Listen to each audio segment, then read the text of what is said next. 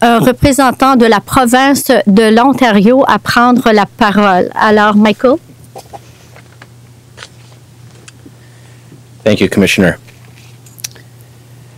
For a number of years, OMVIC, Ontario's vehicle sales regulator, has tried to raise consumer awareness of the potential problems caused by long-term auto financing. It has been a long, slow process, one that has not always been welcome in the finance and auto industries. So we congratulate the FCAC and its Auto Finance Market Trends Report and applaud its analysis and recommendations. With the FCAC's leadership, an even bigger spotlight will illuminate this important issue. I'd like to provide a little background on negative equity, and if I may, along with an example to help illustrate this point. As consumers, we have become accustomed to immediate gratification, in part due to the ready availability of credit. For car buyers, vehicles are accessible today that would have been completely unaffordable even a decade ago.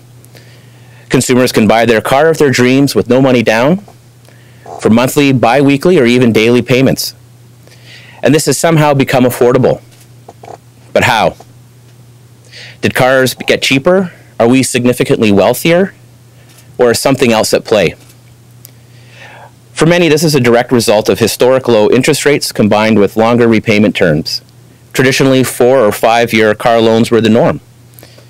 Today, it is common for consumers to finance their vehicle over 7, 8, or even 9 years. That is a significant length of time for a product that begins to depreciate the moment that you drive it off the lot. And it's a plan that's not without risk. Known as monthly payment junkies, these car buyers often don't understand that long-term vehicle financing can set up a greater and greater cycle of debt with every subsequent vehicle purchase. Increasingly, these consumers find themselves upside down when it's time to trade in and purchase another motor vehicle.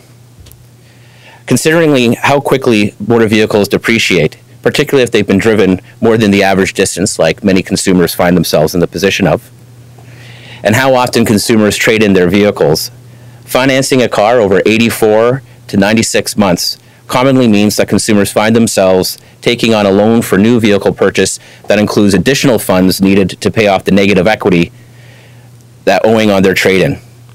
So let me just give you a short example. Farah buys a car for $30,000 and finances it over 8 years. She's a commuter who drives 35,000 kilometers a year, and after 4 years has driven 140,000 kilometers. She decides that now that she's out of warranty, she's going to trade in her vehicle. However, because of depreciation, made worse by that high mileage, Farah's trade-in is now only worth $7,000, but because of her 8-year loan, she still owes $16,500. So Farah is upside down to the tune of $9,500. This means to buy her new car, she must borrow $40,000, $30,000 for the new car, and an additional $9,500 to pay off the first car. Obviously, this means that Farah's payment increases, and if we consider the snowball effect of negative equity, it's a borrowing technique that could eventually prove disastrous. Just imagine what happens when Farah goes through the same process 4 years down the road. And this is a scenario that is far more common than you might think.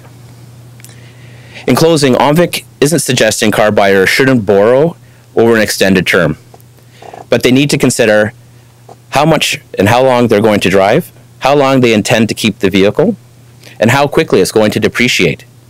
They need to be aware of the potential pitfalls. They need to make an informed decision, and they need to avoid becoming negative equity or negative payment junkies. Thank you very much.